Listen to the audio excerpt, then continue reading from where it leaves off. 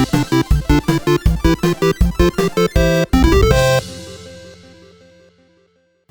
everybody, and welcome to another edition of Chat and Games, your weekly gaming show. I'm your host for the evening, afternoon, morning, whenever you're listening to this in your podcast service, Melvin Rodriguez, and I'm joined by the sexy voice in the business, Mr. Matthew Howard.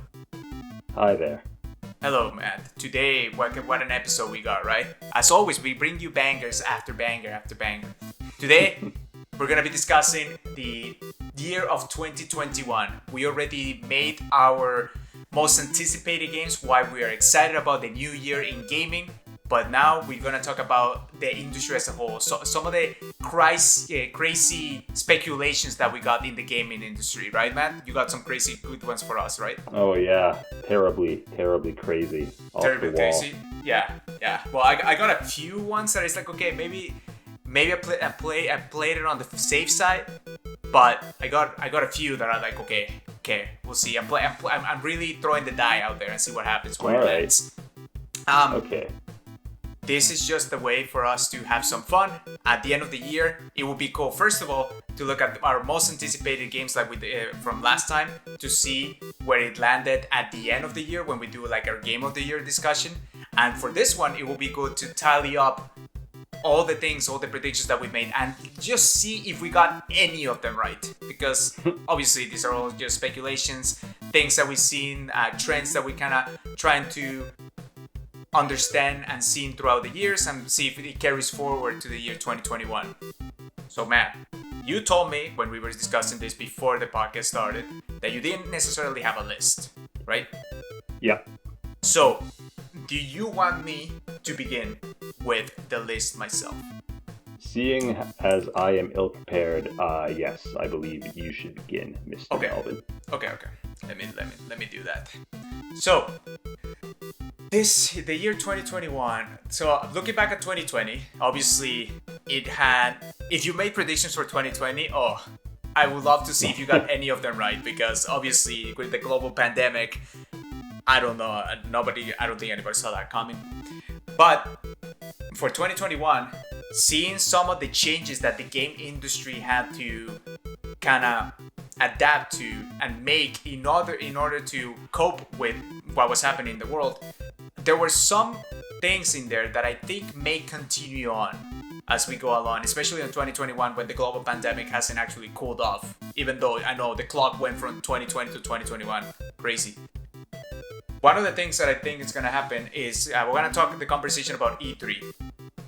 E3 was this, again, massive event conference where all the major parties, I guess, you got the Microsoft, the Sonys, the Nintendos, and then you got the Bethesdas, Square Enix, all those, and they make like a big conference. Then they show some of their games on the floor. If you were fortunate enough to go up to LA, they opened up to the public and people were able to play a lot of games. Obviously, with the pandemic, that didn't happen. E3 was absolutely canceled, man. And instead of doing the normal conference, the content flow or the reveals essentially came in different ways. It was a bit messy. They had this whole like summer game fest, essentially, a lot of which like outlets such as IGN, Jeff Keighley participated in some of them as well, and it trickled a few game announcements here and there as the summer went along. And then you had the two major outlets, companies, PlayStation, Sony, and Xbox, Microsoft, kind of doing their reveals as they were pushing for the console. Yeah. I believe that for this year, E3 is not going to be completely canceled. I think E3 is going to adapt, and the organizers are going to be, okay, we didn't adapt fast enough, all we did was cancel it. This show, if we want to keep its merits and not lose every fan base, is going to try to do it again. It's going to try to make it, okay, this is the week of E3 again, and we're going to try to make it something. Now, I do not think that all the major conferences are going to be there. because Yeah. I believe that I believe that them showing their own content and their own pace, and they have more control of how they show it, and I feel like that felt more connected to the fan base as opposed to just having it all in 1 week. Right. So that is what I'm thinking. So I think E3 is gonna make an attempt to do it, but not every single big company is gonna participate this year. Yeah, I think I'm in the same boat there. I think they're gonna make an attempt at E3, probably make it more of an online event, which, I mean, let's be honest, it already was that for the vast majority of people. Yes. But I guess going a bit beyond 2021, I don't think it's going to be dead yet, but I kind of think E3 is on the way out, just in general, because it was already declining before this whole situation happened. And I think this just kind of sped it along, sort of showed publishers that they don't really need E3. Yeah. And like companies like Nintendo have kind of been doing their own thing for a while now. Like they release a big direct around E3 time, but technically they could do that whenever they wanted. Yeah. Sony pulled out the year before the pandemic, I believe. And who else has it been doing it? EA's been doing their thing in advance of E3 for a while now, I feel like. Yeah, I mean, they were doing it the same week as E3, but they were doing like their own EA Play outside of. Yeah, they sort of organization. It seems like it gets a little earlier every year. Yeah. Obviously, they're trying to make it more of a fan event, remember, before only people of the media or the industry could actually go to E3. Yeah, and I think it's kind of just a testament to how big games have gotten. Like, of course, we had this big trade show at one point because games were a smaller thing, and it just made sense to get the attention of everyone out there to kind of compile everything together in one place. Yeah. But now that games are more mainstream, that's not really necessary, and each individual publisher kind of has enough sway to just push their announcements out on their own terms. Oh, absolutely. Especially, I think now everybody has a slot where they can go into. My concern is like a lot of their other third-party developers kind of piggyback on the big conferences and show their game with like Microsoft, Sony, or Square Enix or whatever, just to have a spot where they can showcase their game, even though they didn't have a conference of their own. And I think that's still going to happen. Like, you'll still see third-party games in the big Sony and Nintendo and Xbox presentations that we had this year. Yeah. So, yeah, I don't think that's really going to change. I don't know exactly how those deals get worked out, but yeah, I don't think they especially need E3 anymore either, as long as they're able to get one of the big guys to show off their stuff. Yeah, I mean, and we're obviously speaking strictly from a player's point of view, Right. From a business standpoint, where you actually got to get together all the people around the industry and potentially make some sort of deals or kind of meet and greets with other members of the industry and kind of see how that all goes about. I believe there's still other avenues for that to happen. For example, one of them is the Game Developer Conference, GDC. Yeah. Obviously, that's where all the big developers kind of come together, share talks about what's going on. Yeah, I think that definitely still has its own place. Oh, yes. And that'll be sticking around for the foreseeable future. Yeah. What I would want to know is if right now, obviously, everything is happening online. There are showcases and everything. I would like to know if previously, PlayStation used to have like a fan base event that they made later in the year, and that was strictly for PlayStation. They show all the PlayStation games, and they had a space where people could go and play those games. I wonder if that's gonna be now, if E3 doesn't slowly over time kind of diminishes, whether those big companies are going to have events like that for their own fan base, and whether they're going to be like close together so that you don't have to go to many different places or go to LA in 6 different locations just to attend those events.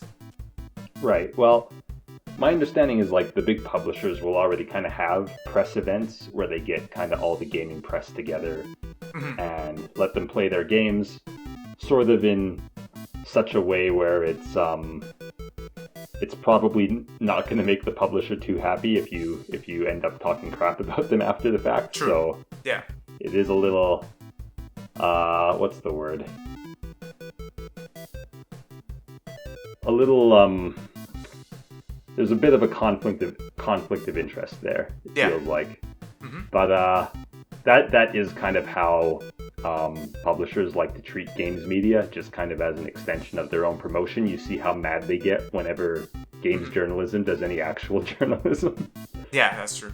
Whenever they leak any information or write any stories about how maybe some of these companies don't treat their workers so well, yeah, they're a lot less happy then. But there's a difference between that and like leaking things, because obviously that's why you have those heavy NDAs to make sure that the content that you're trying to promote gets delivered in the way that you're trying to. Sure, there is that, but then there's other times when like they'll get a hold of information that wasn't NDA'd necessarily through some other means, through some like investigative journalism or what have you.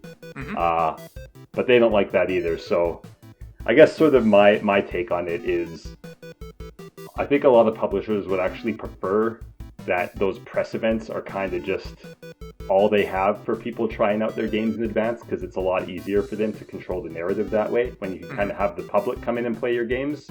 Yeah. I think it looks a lot better if you're confident in your work, but if you're less so, then I think for a lot of them it sort of suits their interests more to keep these early playthroughs as like more of an exclusive club. Yeah. One thing that you bring up a good point is like it would be interesting to see, because in the last year with the whole pandemic, they used to have those rooms where they invited media to try out their games.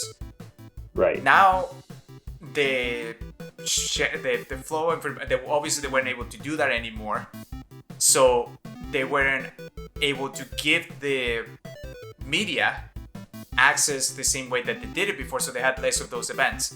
I wonder if that now they're gonna, because with Digital Media Man just giving them the game before without the control space means that there's more chance of leaking information.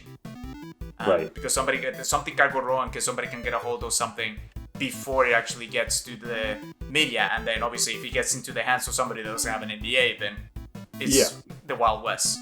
Yeah. Yeah. So we'll see. It will be interesting how things turn around for these developers as we go along. Obviously, we're not media. We're just some players expressing their opinion and passion for games. Yeah. Now, next thing that I have on here is one of the big.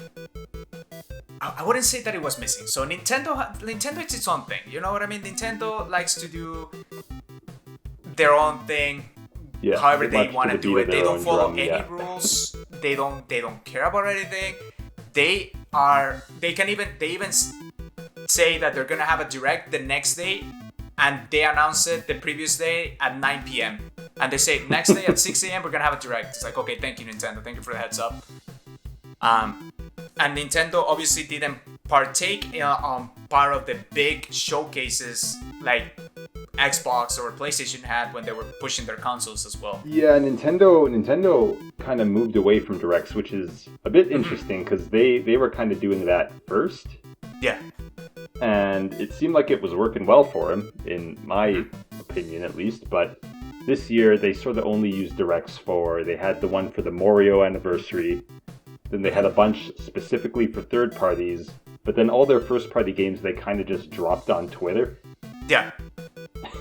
Which I found way weird. Or they even leaked. Remember that Kirby game that everybody said, is this a game? The Kirby game that they accidentally put on the shop? Yeah. Yeah, like, what the heck is happening? So Nintendo, well, obviously they had their Animal Crossing, which, I mean, with the global pandemic and everything, what a game to release right around that date. Yeah, no kidding. So they were set, they were fine.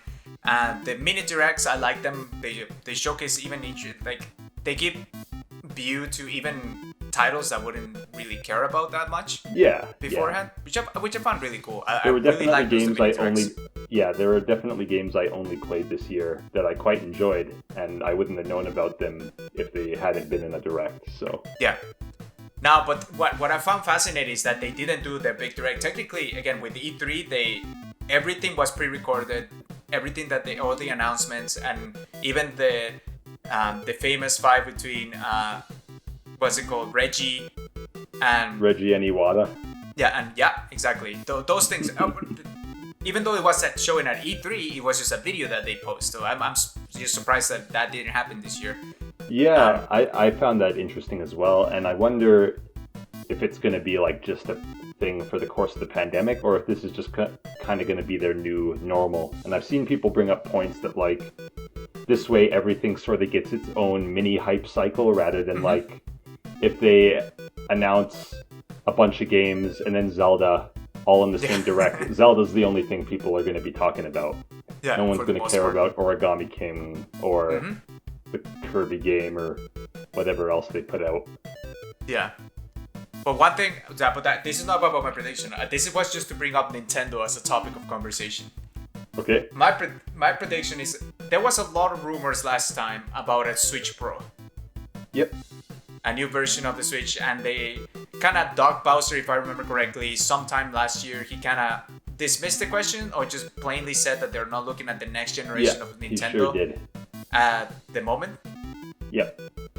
I feel Nintendo Switch Pro gets announced and released this year.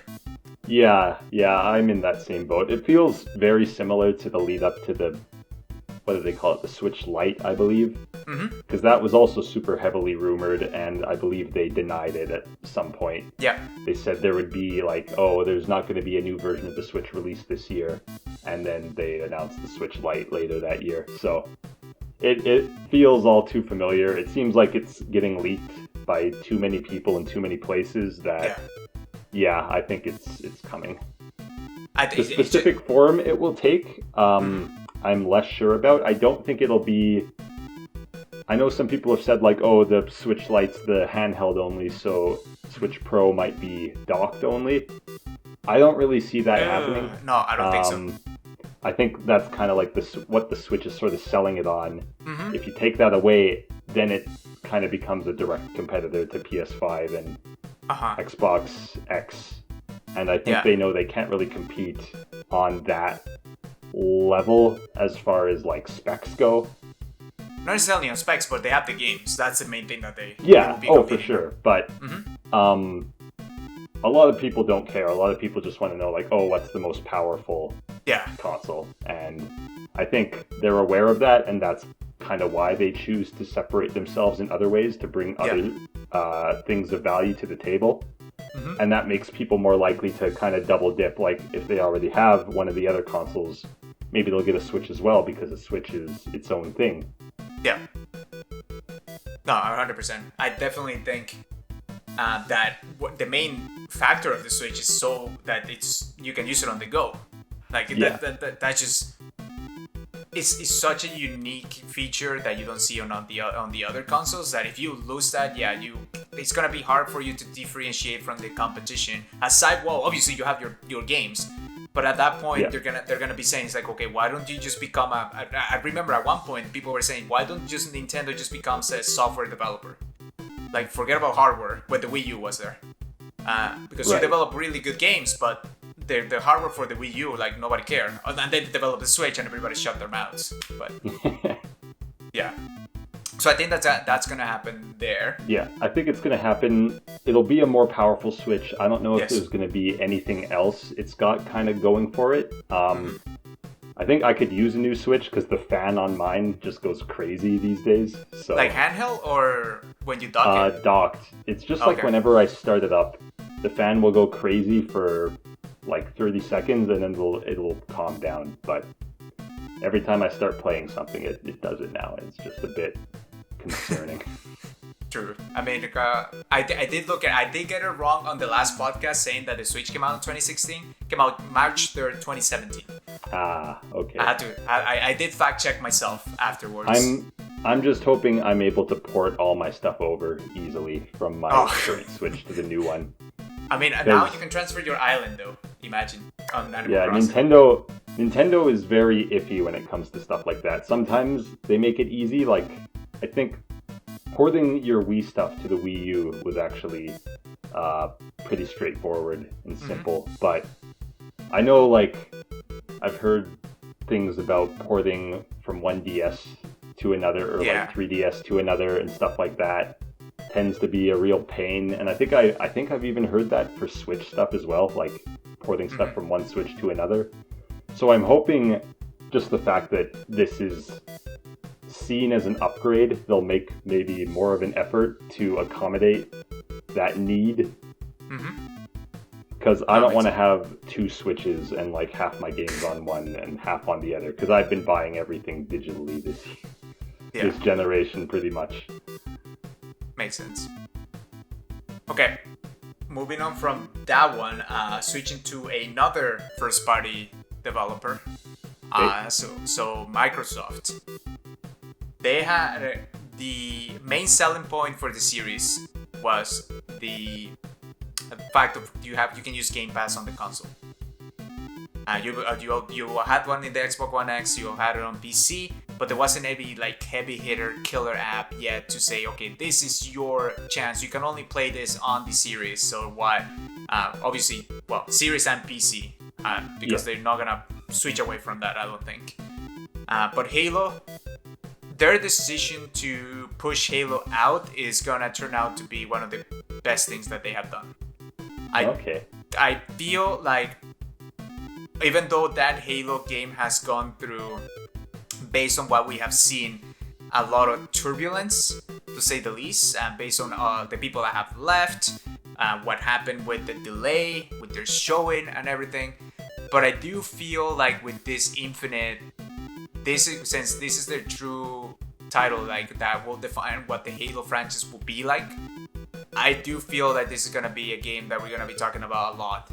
Not only because it was bad, but because it put basically Microsoft third-party title back on the map, and not non-Bethesda ones. I'm talking because they bought that technically, but this is like what they built from the ground up, essentially. Yeah. Microsoft for a while now has really been trying to kind of bolster their first-party development, it seems. Yeah. And they're still kind of at a point where they don't have a lot to show for it, it feels like. They bought a lot of studios, but how many games have they actually put out so far? It doesn't feel like a lot. And I mean, I'm sure they're coming, so I'm not saying like it was a bad idea, but it takes time, and we've just kind of yet to see the fruits of all that. It's and honestly, with the Bethesda acquisition, it's going to be more apparent that Microsoft is going to be building that first party more and more. Obviously, right now, there hasn't been a Bethesda exclusive Microsoft game, even though they bought it. And they're basically also honoring the exclusivity for announced Bethesda titles on PlayStation. So it's going to take a little bit for us to see, okay, now, if they really want to be a competitor on the first party title front, it's going to take a little bit to build up, and I think Halo is going to be the start of that. After Halo, you're going to see more Bethesda coming in, and they even have their Perfect Dark remake. Well, not remake, but like, whatever you call it. It's Perfect Dark, and they have what they call a master developer at studio with so much talent associated with it developing that game. So I think that Halo is going to be the start of that. Right. And in fairness, we talked about Nintendo kind of doing its own thing, but Microsoft sort of is moving more in that direction as well. Like, they're really pushing Game Pass, which is sort of this new idea, and putting all their stuff on PC and whatnot. It does seem like they're experimenting a bit, kind of taking things in a different direction, and it seems very consumer friendly. I still have my questions about if this is really going to work out for them as a business, but I guess it's Microsoft. They can afford to take some risks. I'm definitely interested in seeing how this all pans out for them, though, because I think it's an idea with potential. I think I kind of wish that Nintendo would do something similar with all their big legacy games. Oh. I mean, they technically do have something similar, but there's just nothing. There's not a lot on there right now. So. But Matt, then why would you buy the game again? You know what I mean? When it comes out on other emulation or whatever, when you get Switch when they Pro. release a collection for $60 of 3 games that have barely had any improvements since the original releases. But you have to buy it right now. To buy it, and yeah.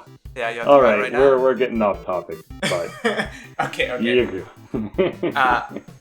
I have 2 more Microsoft related ones because I think that with Sony, I think it's a little bit more, I wouldn't say, I guess, obvious or straightforward that what they're trying to do. Sony's doing fine with their what they've been doing, and they're probably going to keep doing it. So yeah, they're probably going to keep doing that. Obviously, with they might develop more studios from the ground up, more first-party titles. They're focusing on that. They have the PlayStation Studios, which are their heavy hitters, and they obviously have their deals with other third-party publishers to make sure that the best way that you can play that game is on PlayStation. Or at least that's how they market it when things like Fortnite and all that sort of stuff. If you think about it on console, even though you can play it on Xbox, it's the first thing that pops into your mind. It's like, oh, I saw that on PlayStation, on a PlayStation commercial or something. But yeah, so that's why I'm focusing more on the Microsoft front, because I think there's a lot to speculate on there.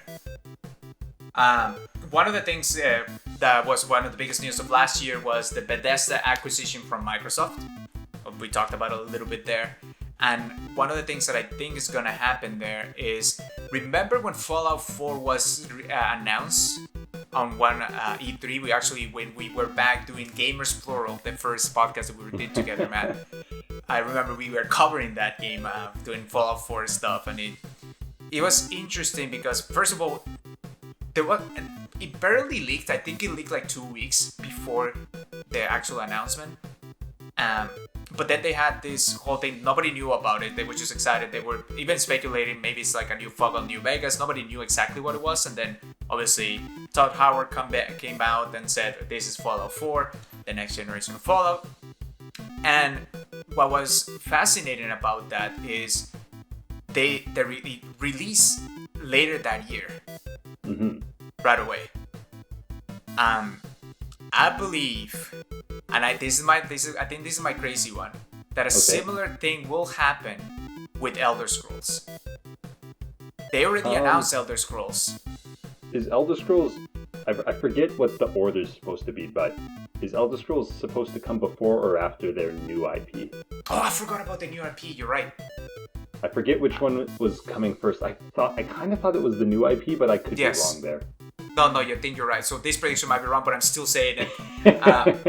Like I said, if they do the Elder Scrolls 6 deal where it's like, okay, now this is Elder Scrolls, this is gonna happen, and it's gonna happen later this year, because that will really push only, and it's gonna be Xbox exclusive.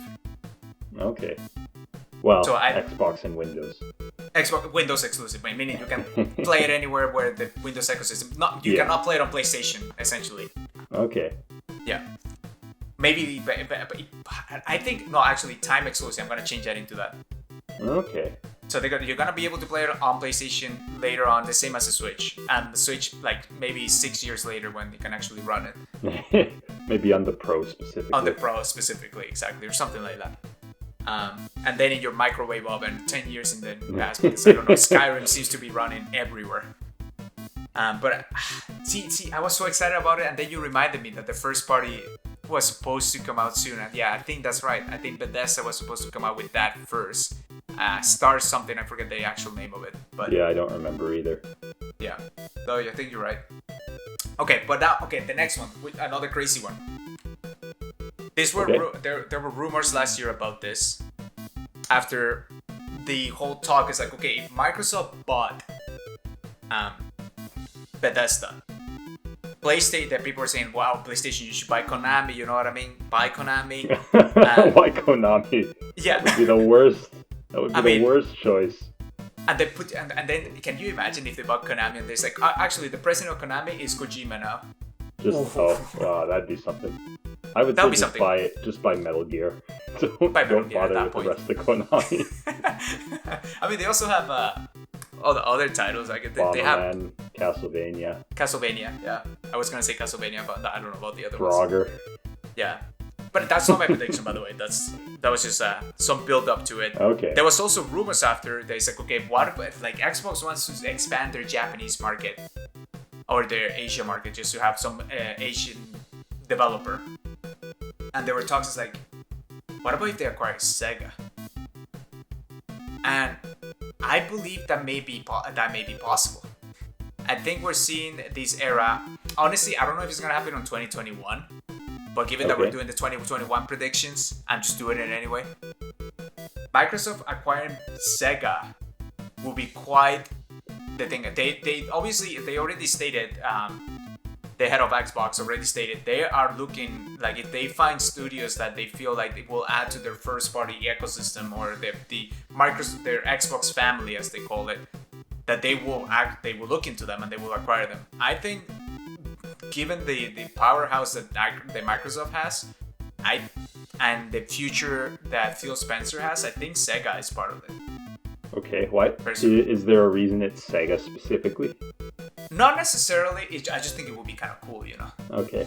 So and because my there were question rumors would be, already. If they get Sega, does that mean they get Atlas? I'm not 100% sure of the relationship there. Not sure. I will have to look into it, but I would imagine so. I feel like for me that's 70% of the value in Sega right there. Atlas? Just Atlas. Well, what about Sonic? Okay, you got Sonic. What else does Sega put out anymore? Puyo Puyo, Sonic. Puyo Puyo, Sonic, yeah. I think that kind of feels like it. If we can. Although, Yakuza is Sega, isn't it? Yakuza is Sega, yes it is. Yeah. They have a lot I of don't know if that's another thing where they just publish it like with Atlas, but yeah, Sega does publish a lot of quality stuff. They do, yeah. They just their actual output, first party output, is a bit more limited these days. They used to be really good about like making a bunch of different things and like new IPs, trying new stuff out, and it seems like recently they've sort of they're kind of just the Sonic company now, which is a shame because they have a lot of very interesting IPs with a lot of fans, obviously. I guess they are putting out that Panzer Dragoon remake, but it's kind of like once in a blue moon they'll remember that they have other properties. But yeah, in the meantime, Monkey Ball rots in the dungeon with Billy Hatcher somewhere in there, and Knights and all the rest. Yeah, but imagine they're bringing up the point about Atlas. Can you imagine Persona? Yeah. Like Xbox now having the ownership of Persona. Xbox having Persona, as well as Sonic now being a figurehead for a major like console player again. It's like we came back. I told you, I was gonna make my comeback. Sega. It would be kind of funny that Sega gets back into the console war through Microsoft. It will be interesting. I just threw it out there. It was a rumor last year. It will be interesting also because like Phil Spencer did say that they're looking into expanding their first party, and it seems like something that they will try to do. Obviously, this is wild speculation. This is where I'm getting the crazy ones. And finishing up my crazy ones. Okay. We kind of saw a little bit of the first time that a PlayStation icon and an Xbox icon were put in a game. We got Master Chief and Kratos in Fortnite. There were skins, obviously, but technically both characters can be played in each other's console in one video game. Yeah. I think we see but we didn't see any Nintendo characters. That hasn't happened in Fortnite yet. Right. I don't think that's gonna happen. I don't think Nintendo's gonna give it to them. Samus is gonna get thrown in there? No, I don't think so. This is my own personal. I don't think so. What I do think though is that there is a bigger potential to see a. Do I say it, Matt? Do I say it? What about Smash? Smash Bros. We Smash still haven't talked about the last Smash Bros thing, but we'll have to stick that in somewhere else. True. We can put it somewhere else with Sephiroth and that sort of stuff. Because technically, there hasn't been any icon like the PlayStation or Xbox first party in Smash. We have Banjo, which is from Rare, which is now part of Microsoft. And Steve. And Steve, yes, Minecraft, that's right. Also, many PlayStation icons. Snake, Cloud, not first party, but not first party. Yeah. That's the main part. And I do think that now PlayStation throws one in there. I don't think so. Okay, well, this is my main prediction. So I know. What are you? I'm saying I'm taking the opposite stance. The opposite effect. Okay, I feel like you're playing the safe route. I think I'm the one playing. I think I am playing the safe route because it's not going to happen. Okay, fair enough. I just think it would be kind of cool to see that in. I think it would be cool too. Don't get me wrong. I just don't think it's going to happen. Granted, they have surprised me. They have surprised me before. Yes, they could do it again. I won't say it's impossible, but I am definitely not expecting it. Oh, yes. I'm not expecting it. This prediction, even though with my prediction I'm not expecting it either. But they somehow threw that block man in there, and they put a lot of work in it. Why not throw somebody from PlayStation? You know what I mean? Sony doesn't play well with others for the most part. I'm gonna say Fortnite is the exception, not the rule. Okay, Fortnite's the exception for a lot of things, to be honest. Yeah, I think Fortnite it's more a matter of not wanting to be left out. Fair, that is a good point. And Nintendo just doesn't care, I guess. Okay, those are my predictions that I want to throw in there. Obviously, it got a little bit more crazy as I went along, but I want to have fun with this. This is all speculation. What I do want to mention about all of this, by the way, this is speculations coming from a player perspective. Yeah. I am technically a game developer myself. I work for a mobile gaming company, so I have no insight, no nothing into all of this. This is me as a player, somebody from the outside making predictions and speculations and having fun with my friends. All the opinions are my own. So if Melvin's completely right about everything, it's not because he has insider information. Exactly. Basically. I have no idea what all these things that I'm saying. And that's why I didn't even speculate on the mobile gaming industry, because that's technically where I actually work at. So, Matt, do you have anything there that you want to discuss that we didn't go through with the things that I said? Sure, I'll throw one in. Okay. So I guess to phrase it like one of your predictions, where it could be proven right or wrong. So I think we're gonna keep seeing a lot more games as a service this next year. That's sort of the trend that they've been hopping on. I think that's not going away. And I'll add on to it to get a bit crazier. I don't think any of them are going to have support for more than a year. Whoa, okay. So all the games as service that come out this year are not going to have more support than a year, or what is that? Yeah. Tell me more. Okay. Here's my thinking. I think this gravy train has kind of got a limit, and I don't know if publishers necessarily have realized that yet. This whole idea that you've got these games that are supposed to be played forever, essentially, but they just keep releasing them, and that's kind of an inherent problem there. If you can't keep releasing games that are supposed to get support forever. There's only so much room in the industry for Fortnites and Destiny 2s, and people who are after those experiences, I think a lot of them kind of have found them already. Okay. And I feel like even like this year we saw a lot of stuff like Avengers was obviously the big flop. But even something like Fall Guys, which seemed like it was going to be this massive thing, it is still getting support. I think that one might last a bit longer, but it's dropped off considerably, as I understand it, compared to where it was. Yeah. But with the support and everything, I think people still play it. There's still its own fan base and stuff. Oh, it's not as big as it was. Yeah, but like the thing that I think is gonna save Fall Guys is it's not a game that they have to pump a ton of money into to add new content. Mm-hmm. So just being able to support a smaller fan base is fine. I think the problem is we end up with these games like Anthem or Avengers, where they're super expensive to make. It's super expensive to upkeep, presumably, and they just can't sustain their audiences because either they're already playing a game like that has been getting support for years and thus has a lot more to do compared to something that just gets released and is fairly bare bones at the start. Or they're just not that interested in playing games for that length of time. Like, that's kind of the camp I fall into. I'm not really interested in having one single game that I just play for years and years and years. And then you got a company like Ubisoft, which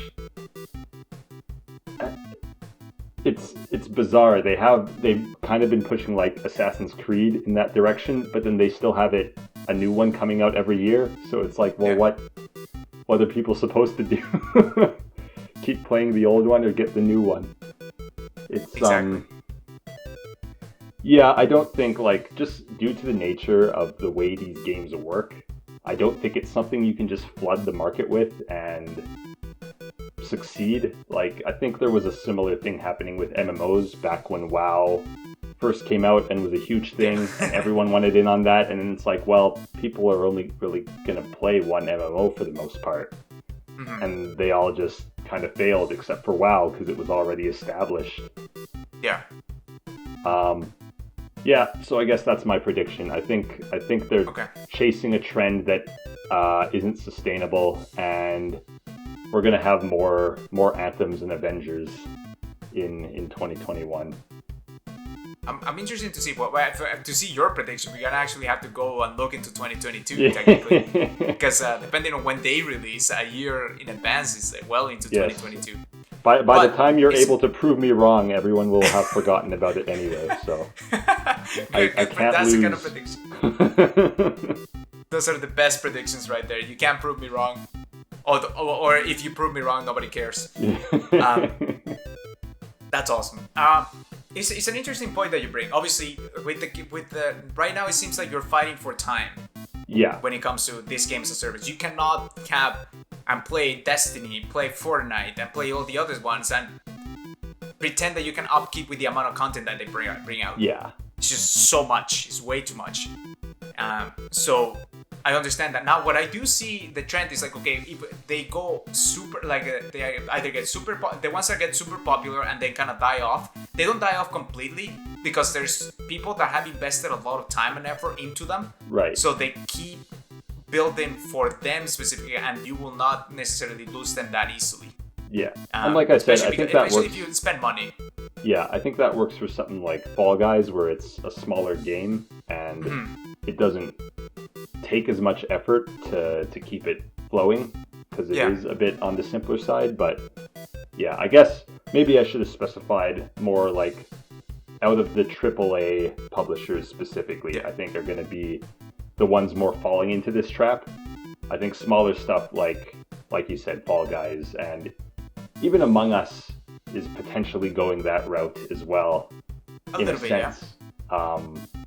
But yeah, I think games like that are going to be able to get by because they aren't as demanding of resources to keep going, and thus demanding of like a massive player base to be worth the investment. Yeah.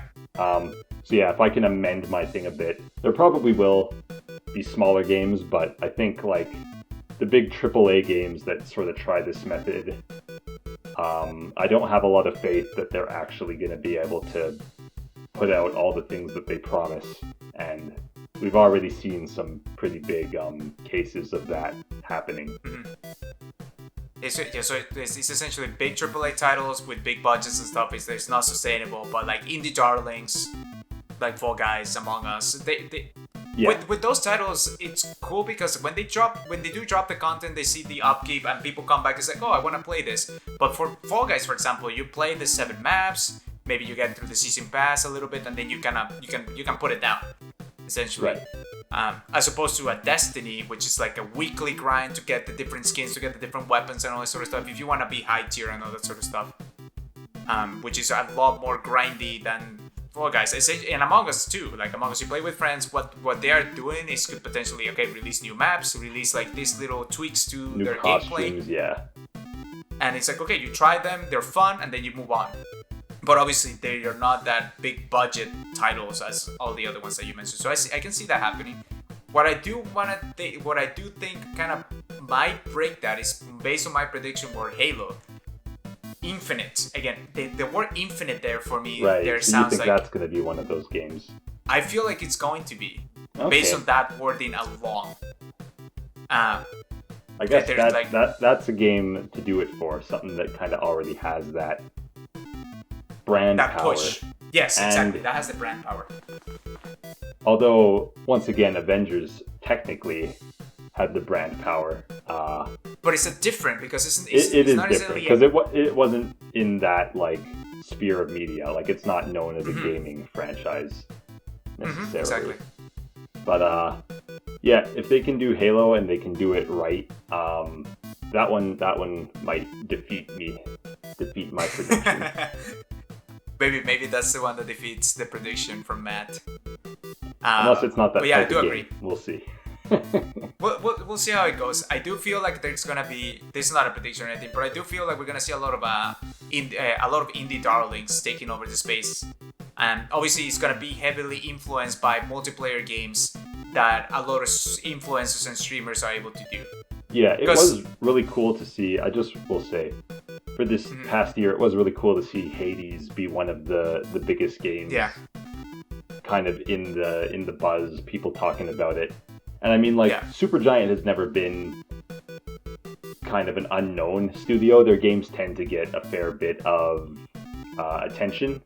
But I feel like Hades is kind of on that other level where it's almost, or even in some cases, it really is getting the same amount of attention as like a AAA title would. And I think that's really nice to see. Even more, I would think. Yeah. Like the fact that it even got like a major outlet, not like saying this is game of the year. Yeah, and even the Game Awards said it was a better action game than Doom Eternal. So Yeah, and it nominated that for game of the year instead of Doom. Oh well, no, Doom Eternal was there. Doom Eternal I was forgot also about it. nominated, Yeah, but it nominated true. that instead of other things, all the Ubisoft games. Yeah, true. But yeah, Supergiant, like I said, I consider it a AAA indie, if that makes any sense. But yeah, Because they've been around for a while. yeah, and it would be nice to see kind of other games of that level sort of get that same amount of attention. So I don't know if I'm necessarily predicting that'll happen in 2021, but it would be nice to see. Yeah, you saw that not only with Hades, but obviously Fall Guys when it was released, Right. big hitter there. You got Among Us Among was Us. big for a long time, still kind of big. Yeah, those still pretty those big, two I actually. kind of those were almost for different reasons, I guess, or maybe I'm just they aren't And then you had- necessarily the types of games that I'm most interested in, as opposed to like a single player, more traditional game experience. Oh, and yeah, we'll talk about Hades on Game of the Year. But Yeah. Wow. But one game that we didn't mention is Phasmophobia. That kind of came out in a month, and it was technically Halloween, so that's Right. why then it's a ghost game kind of thing. But it was by a single developer, blew up during Halloween, and that was good to see because again, that you can see the power of Twitch and YouTube. And these big streamers coming together, it became like Among Us, for example, became really big because the streamers came together, collaborated with each other, and they were doing big matchups. So you got this $50,000 viewer streamer with this 20,000 viewer streamer with this 10,000 viewer streamer all coming together, streaming the same game. It brings a lot of attention. Right. And So- I guess it is interesting. We probably did have more of that. Like, games getting popular off Twitch and YouTube isn't anything new. If you'll recall, Five Nights at Freddy's, that whole thing Right. really blew up because of Twitch. But yeah, now that you mention it, it kind of does feel like there was a lot more of that going on this past year. I don't know if it was because the pandemic had everyone stuck at home watching Twitch, Yeah, or I guess. something else, if there's other factors involved. But that might be an interesting prediction, that Twitch and like similar platforms are going to have a bigger influence on, or are going to propel more games into kind of success Yeah. going forward than they have in the past. Yeah, and that's why I think like social games that can appeal to like the streamers can come together and play together. That has more of an impact than your single player stuff. Yeah. But Hades being the exception. It's just that Hades was such a hitter that people were talking. It's like, you need to play this game, and they were telling it to everybody, and then everybody started playing it, even for themselves. So, all right, Matt, I think that's everything that I got. Do you have anything else? No, I think that's it for me. All right, we can wrap it up right now then. So thanks everybody who joined us for the 2021 gaming prediction. As always, we would like to hear what you think is going to happen in the gaming industry in 2021. We want to see those wild speculations that you got over there. And if you get it right, oh my gosh, you get a big applause and a big prize from It's All Fun and Games. Because those are the most fun ones to get right. We would like to see what you think, what the trends are gonna be, what the state of YouTube, Twitch is gonna be. That all that you can do by if you're watching this on YouTube, you can do so by commenting, or if you're listening to this on your favorite podcast service, remember you can do so by emailing at itsallfunandgamestv@gmail.com, or by joining the Discord and having the conversation live. All the links are in the description of this episode. And remember that this is not the only things that we do. We do our weekly podcast, Chat and Games. We're going to be doing a lot more other content. Specifically, we're kicking off the postmortems of games that we play together, just sharing our experiences with them. And remember, we actually stream on twitch.tv/itsallfunandgames. Right now, it seems a very early time, 7 a.m. EST. If you're grabbing your cup of coffee and you want to see what the It's All Fun and Games family is doing, you can just drop by there. Or you can catch the bot and other content later up on YouTube. Other than that, Matt, any final words for this episode? Bye. That is Chat and Games signing off.